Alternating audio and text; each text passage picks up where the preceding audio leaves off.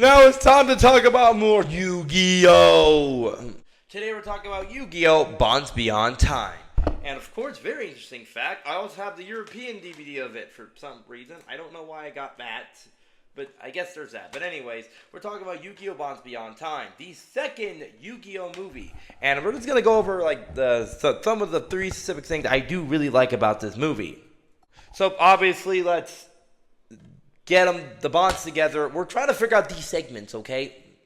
One of the things I do like the movie is definitely one of the obvious. Seeing Yugi, Jaden, and Yusei all in the same room, all through the first Yu-Gi-Oh! Protagonists together in this movie. It's incredible.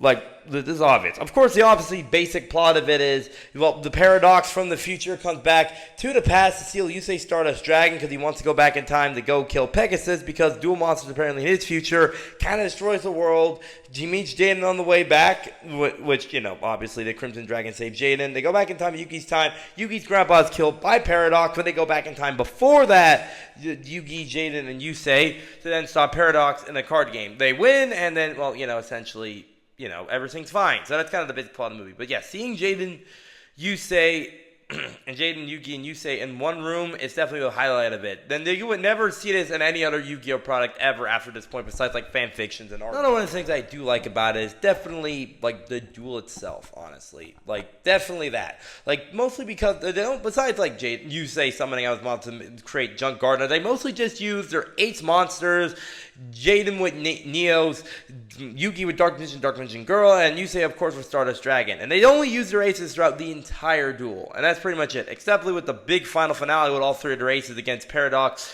and, of course, Paradox Dragon. That part's pretty good.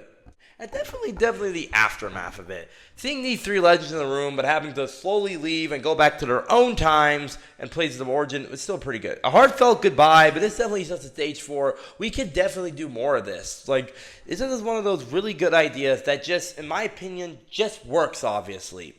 Like, just seeing these two, these 3, the short time they had together, but the bond they experienced during the duel and everything to save humanity was just like, oh, this was a great movie. This to me, this is like the second best one because obviously Dark Side Dimensions is the best one, but we'll get to that in the future. Don't worry. And yeah, that's kind of all I want to talk about. Just some point I really like to talk about in this movie. Don't worry, we'll go more in depth on a separate review on this movie later in the future when we do get to that on a date. I'll tell you later. And also next time for Yu-Gi-Oh! Dying to Pokemon video games. See you next time. See ya.